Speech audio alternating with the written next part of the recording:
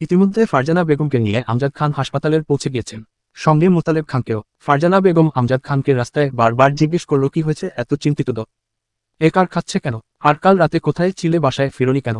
একের পর এক প্রশ্ন করেই যাচ্ছে ফারজানা বেগম। তবে আমজাদ খানের মুখে কোনো শব্দ নেই। মোতালেব খানও জিজ্ঞেস করল, আমজাদ কি হয়েছে, এত চিন্তিত দেখাচ্ছে কেন তোমাকে? কিছু কি হয়েছে?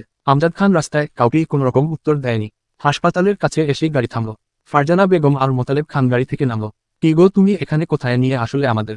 এটা তো হাসপাতাল। মোতালেব খানও ছেলেকে জিজ্ঞেস করে যাচ্ছে, তবে আমজাদ খানের মুখে কোনো শব্দ নেই। আস্তে ধীরে মোতালেব খান আর ফারজানা বেগমকে হাসপাতালের ভেতর নিয়ে গেল আমজাদ খান। সামিরা বেগমকে বসে থাকতে দেখে ফারজানা বেগম কাছে এগিয়ে গিয়ে জিজ্ঞেস করল, তুমিও হাসপাতালের কেন? আর সবাই হাসপাতালের কি করছে? কারো কি কিছু হয়েছে? তারই মধ্যে হঠাৎ করে সামিরা বেগম ফারজানা বেগমকে জড়িয়ে কান্না করে দিল। এতে ফারজানা বেগম আরো ভয় পেয়ে গেল। তার আত্মা কাঁপে উঠল। কি হয়েছে কিছুই বুঝতে পারছে না। ফারজানা বেগম সামিরা বেগমকে জড়িয়ে জিজ্ঞেস করল, কি হয়েছে ছোট? তুমি কাঁদছো কেন? সামিরা বেগম ফারজানা বেগমকে জড়িয়েই বললেন, আপা তিহান বাবা বলেই চুপ হয়ে গেল। সাজিদ হকও চুপচাপ পাশে দাঁড়িয়ে রইলেন। বোনকে কিভাবে সবটা বলবেন বুঝতে পারছেন না। কি হয়েছে আমার তিহানের? কি হলো ছোট, চুপ করে আছো কেন তুমি? আপা আমাদের তিহান বাবার অ্যাক্সিডেন্ট হয়েছে। শব্দটা ফারজান আকার বেগমের কানে যাওয়া মাত্রই ফারজানা বেগম কানে হাত দিয়ে চিৎকার করে উঠল। সঙ্গে সঙ্গে ফারজানা বেগম জ্ঞান হারালো। মোতালেব খানও বুকের বা পাশে হাত দিয়ে বসে পড়েল। সামিরা বেগম কোনো রকমে ফারজানা বেগমকে ধরেছে রে বসাল। তিহানের মামিও বসলেন ফারজানা বেগমের কাছে। আইমান, রীতি আর নিশাকে নিয়ে একটু আগেই বেরিয়ে গেছে তিহানকে আইকিউ বাহির থেকে এক পলক দেখেই। তারা আবার সন্ধ্যায় আসবে। মোতালেব খান কান্নাভেজা চোখ নিয়ে আমজাদ খানের উদ্দেশ্যে জিজ্ঞেস করলেন, দাদুভাই কখন অ্যাক্সিডেন্ট করেছে? আমাদের কেউ জানালো না কেন? তোমরা একাই সর্দার হয়ে গেছো, একটি বার জানানোর প্রয়োজন পর্যন্ত মনে করলে না। আরে বৌমাকে না জানাও, আমাকে তো অন্তত জানাতে পারতে তোমরা। আমজাদ খান মাথা নিচু করে কপালে হাত দিয়ে দাঁড়িয়ে আছে। আজিজুল খান আর জিসান এখনো দৌড়াদৌড়িতে আছে।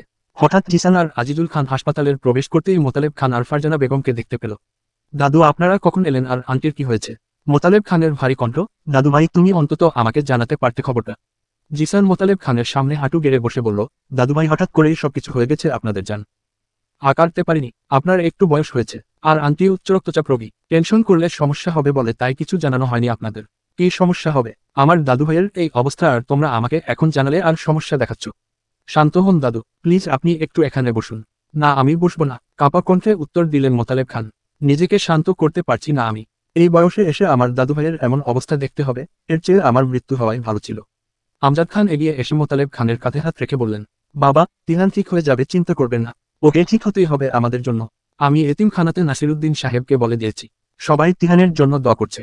তারই মধ্যে হঠাৎ পাশ থেকে সামিরা বেগমের কোলের মধ্যে ফারজানা বেগমের চোখের পাতা কেঁপে উঠল। ধীরে ধীরে জ্ঞান ফিরে আসতেই তিনি ব্যাকুল হয়ে বললেন, আমার তিহান কোথায়? তোমরা বলো, আমার ছেলে কোথায়? কোথায় রেখেছো ওকে তোমরা? আমজাদ খান পাশে এসে ফারজানা বেগমকে সান্ত্বনা দিতে চেয়ে বললেন, তিহান ভালো আছে। তুমি শুধু শুধু চিন্তা করছো। না আমি বিশ্বাস করি না, আমার ছেলেকে এনে দাও আমার কাছে। আমি একটিবার দেখব আমার ছেলেকে। প্লিজ আমাকে কেউ নিয়ে যাও আমার ছেলের কাছে, অনুরোধ করছি তোমাদের। সামিরা বেগমের নরম কণ্ঠ, শান্ত হন আবার। কাল তিহান বাবার অপারেশন হয়েছে, এখন দোয়া করেন গান যেন তাড়াতাড়ি ফিরে। ইতিমধ্যে লাঞ্চের সময়ও হয়ে গিয়েছে। জিসান সবার জন্য খাবার নিয়ে এসেছে। তবে ফারজানা বেগমকে দেখতে না পেয়ে জিসান জিজ্ঞেস করল, আন্টি কোথায়? সামিরা বেগম বললেন, আপা নামাজে পড়ে খুব কান্নাকাটি করছেন। আমাদের কার? ও কোনো কথা শুনছেন না এই মুহূর্তে, তাই এখন কিছু খাবেন বলে মনে হয় না। আন্টি কিছু না খেলে অসুস্থ হয়ে পড়বেন তো। ঘুম তবে কিভাবে বোঝাবো আপাকে, উনি তো কারো কথা শুনছেন না। এইদিকে কেয়া ধীরে ধীরে এগিয়ে বসল তিহানের ওয়ার্ডরোবের পাশে রাখা লীল লাগেজটার কাছে। বুকের ভেতর ঢাকের মতো ধুপুধুপ করছে, কাপা কাপা হাতে ছুল সেটাকে।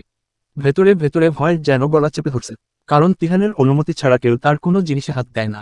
তিহান খুব রাগী মেজাজের ছেলে, তবুও অদ্ভুত এক সাহস তাকে গ্রাস করল। এক মুহূর্ত থমকে দাঁড়িয়ে গভীর শ্বাস নিল, তারপর ধীরে ধীরে খুলে ফেলল লাগেজের চেইন। খুলতেই যেন কেয়ার চোখ দুটো বড় বড় হয়ে গেল। লাগেজের ভেতর সোনালী রঙের একটি বক্স, সেটি বেশ সযত্নে রাখা হয়েছে। পাশে তিহানের দামি দামি জিনিসপত্র ছড়ানো। তিহান অনেক বেশি পারফিউম ব্যবহার করত, আর তার গন্ধ ছিল মাতাল করার মতো। কিন্তু এত কিছুর মধ্যে একার আর দৃষ্টি আটকে আছে শুধু সেই সোনালী বক্সটির দিকেই। বক্সটি তালাবদ্ধ হওয়ায় কেয়া খুলতে পারছে না।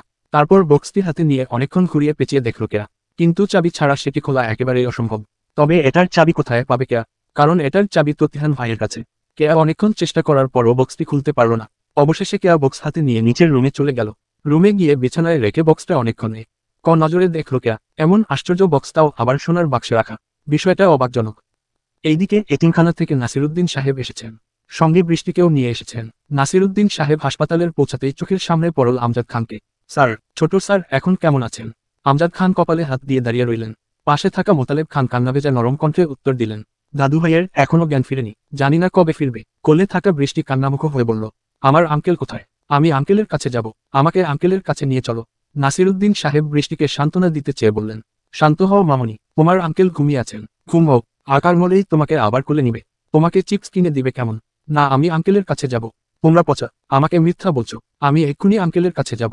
নিয়ে চলো আমাকে বলে বৃষ্টি নাসিরুদ্দিন সাহেবের কলারে ধর। একার ঝাঁকাতে লাগলো। পাশে থাকা মোতালেব খান উত্তরে বললেন, বৃষ্টি দিদি ভাই তুমি আমার কোলে আসো। না, আমি শুধু আঙ্কেলের কোলে যাব। নাসিরুদ্দিন সাহেব উত্তর দিলেন, জেদ করে না মামনি, বললাম তো তোমার আঙ্কেল ঘুমিয়ে আছেন, এখন গেলে ওনার ডিস্টার্বও হবে। তুমি পরে যেও কেমন, এখন আসো তোমাকে চিপস কিনে দিচ্ছি। না, আমি কোথাও যাব না, আমাকে কোথায় নিয়ে যাচ্ছ? আমি আঙ্কেলের কাছে যাব বলে কান্না করতে লাগলো বৃষ্টি।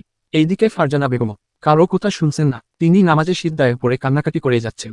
সামিরা বেগম অনেকক্ষণ বোঝানোর চেষ্টা করলেন, কিন্তু তাতে কোনো লাভ হলো না। হয়তো মায়ের জেদটা ইতিহানও পেয়েছে, ছেলে যতক্ষণ না পর্যন্ত সুস্থ হবে তিনি মুখে কিছুই তুলবেন না করা গলায় বলে দিলেন। সামিরা বেগমের সাথে তিহানের মামি মার্জিয়া বেগমও অনেক বোঝানোর চেষ্টা করলেন ফারজানা বেগমকে, কিন্তু না, তিনিও ব্যর্থ। অবশেষে সাজিদ হক সামিরা বেগম আর মার্জিয়া বেগমকে ডেকে নিয়ে গেলেন। আপাকে বুঝিয়ে লাভ হবে না, আপা ছোট থেকেই জেদি, সেটা আমার ভাগিনাও কিছুটা পেয়েছে। উনি কারো কথা শুনবেন না এই মুহূর্তে, খাওয়াতে গেলে উল্টা আরো সমস্যা হয়ে যাবে। আমি দেখি কিছু করা যায় কিনা, আপনারা এখন খেতে চলুন। এরই মধ্যে ডাক্তার আবার বেরিয়ে এলেন। হঠাৎ ইমার্জেন্সি ইনজেকশনের জন্য নার্সকে অর্ডার করলেন। ডাক্তার তাড়াহুড়া করে চলে যাওয়ার সময় আমজাদ খান দৌড়ে কাছে গেলেন। ডাক্তার সাহেব, আমার ছেলের জ্ঞান ফিরেছে তো? দেখুন মিস্টার খান, আমরা যথাসাধ্য চেষ্টা করছি, বাকিটা আল্লাহর হাতে, আপনারা দোয়া করুন তিহান খানের জন্য বলেই ডাক্তার আবার আইসিইউতে ঢুকে গেলেন। যদিও সবাই খাওয়ার জন্য যাচ্ছিলেন ডাক্তারের ইমার্জেন্সির কথা শুনে কারো ভেতর আর পানি নেই, তবুও জিসান জোর করে সামিরা বেগম, মোতালেব খান আর মার্জিয়া বেগমকে খাওয়ানোর চেষ্টা করল। মোতালেব খান চেয়ারে বসেই কান্না করতে লাগলেন, আল্লাহ, আমার দাদুভাইকে তুমি সুস্থ করে দাও, তার বদলে তুমি আমাকে নিয়ে নাও, তাও দয়া করে আমার দাদুভাইকে সুস্থ করে দাও আল্লাহ। তারই মধ্যে হঠাৎ করে মোতালেব খানেরও আবার প্রেসারে চাপ দিয়েছে। তারপর একজন নার্সকে দৌড়ে নিয়ে আসলেন আমজাদ খান। এমন হ্রস্বই কার্ততিহান আইসিইউতে, তার মধ্যে আবার মোতালেব খানের এই অবস্থা। খান বাড়ির সবার দুপুরের খাওয়া আর হলো কই। মোতালেব খানকে নিয়ে শোয়ানো হয় একটা রুমে, ওখানে একজন নার্স সেবা দিচ্ছেন মোতালেব খানকে। সামিরা বেগম আর মার্জি বেগম চিন্তিত মস্তিষ্কে বসে রইলে। আমজাদ খানও কান্না করছেন। আজিজুল খান বোঝাতে এসেও তার চোখ থেকে গড়িয়ে পড়ল অনেক ফোঁটা জল। ভাতিজার এমন করুণ পরিস্থিতি, জিসান কাউকে সামলাতে পারছে না, সেও একপাশে দাঁড়িয়ে কপালে হাত রেখে দাঁড়িয়ে আছে। টলমল করছে তার চোখের জল। তার ছোটবেলার বন্ধ আজ আইসিইউতে পড়ে আছে, যার সাথে এত মজা দুষ্টামি করেছে। তিহানের সাথে করা দুষ্টামিগুলোর কথা মনে করে জিসানও চোখের জল আটকে রাখতে পারল না। বসেসে সেও কান্না করে দিল। সবার চোখেই জল, যেন কাল নেমে এসেছে খান বাড়ির মানুষদের উপর। খান বাড়ির একমাত্র আদরের সন্তান তিহানের এই অবস্থায়। এরই মধ্যে সন্ধ্যা নেমে আসল। রায়শা এসেছে তিহানকে দেখার জন্য, সঙ্গে আইমানরাও এসেছে। আইমান মার্জিয়া বেগমকে জিজ্ঞেস করল, আম্মু তিহান ভাইয়ের জ্ঞান ফিরেনি এখনো? মার্জিয়া বেগম উত্তর দিলেন, না এখনো ফিরেনি। আইমান চিন্তিত হয়ে আইসিইউর সামনে গেল, বাহির থেকে তিহানকে দেখার চেষ্টা করল, গ্লাসের ফাঁক দিয়ে। সঙ্গে রীতিও গেল। রীতির মনটাও খারাপ, চোখে পানি টলমল করছে। কয়েকদিন আগেও তার ক্রাশ তিহান ভাইকে সুস্থ দেখল, আর এখন আইসিইউতে। কমা কমা কমা কমা কমা এইদিকে কেয়ারও দুপুর থেকে খাওয়া দাওয়া বন্ধ। রহিমা অনেক চেষ্টা করেও পারেনি কেয়াকে খাওয়াতে। সে কখন থেকে বক্সটা সামনে রেখে বসে আছে। কেয়া সোনালি বক্সটা বারবার ঘুরিয়ে পেঁচিয়ে দেখল, কিন্তু চাবি ছাড়া তালা খোলা সম্ভব হচ্ছে না। তারই মধ্যে হঠাৎ তার চোখে লাগলো বব। হসন্ত সের ধাতব ব্লকটা কতটা ছোট আর সূক্ষ্ম। মুহূর্তের জন্য মনে হলো এক টুকরো লোহা বা ক্লিপ দিয়েও হয়তো এটি খোলা যেতে পারে। তারপর সাবধানে সে ডেস্কের ড্রয়ার থেকে একটি ছোট ধাতব ক্লিপ নিল। ধীরে ধীরে বক্সের লোকের হালক আকার ফাঁকগুলোতে ক্লিপটি ঢুকিয়ে দিল। নিখুঁত ধৈর্য ধরে চাপ দিতে লাগলো। আর ঠিক সেই মুহূর্ত একটুখানি ক্লিক শব্দ, লক খুলে গেল। কেয়ার চোখ বড় হয়ে গেল। চাবি ছাড়াই নিজের কল্পনা ও দ্রুত মেধার মাধ্যমে সে বক্স খুলতে পেরেছে। বক্সটা খুলতেই কেয়ার চোখে পড়ল ভিতরে রাখা ছোট ছোট কিছু কাগজ। সেগুলো কেবল রঙিন কাগজের টুকরো, কিন্তু ধীরে ধীরে সে লক্ষ্য করল প্রতিটা কাগজে হাতের লেখা কিছু আছে। কাগজগুলোতে লেখা ছিল ছোট ছোট চিরকুট, কখনো বড় হাতের অক্ষরে, কখনো ছোট ছোট নিখুঁত চিহ্নে লেখা। সবকিছুই তিহানের হাতের ছাপ। কেয়ার একটা চিরকুট হাতে নিল। খুলতেই প্রথমে চোখে পড়ল, যেখানে নিশি ডুবলে শেষ প্রহরের মুখে, সেখানে আমি এক কোনো অপেক্ষার নতুন সূচনার মহে। কেয়ার বুকটা ধুকপুক করে উঠল, তাও মুখে মুচকি হাসল। তারপর আরেকটা চিরকুট হাতে নিল। সেখানে লেখা রয়েছে, দূরত্ব যদি ভালোবাসা কমিয়ে দিত, তাহলে হয়তো আমি তোকে ভুলে যেতাম। দূরত্বই যদি সব হতো, তাহলে হয়তো ভালোবাসা নামক জিনিসটার অস্তিত্বই থাকতো না এই পৃথিবীতে। তোকে ছাড়া এখানের প্রতিটি রাত আমার বিষাক্তভাবে কেটেছে মায়াপরি।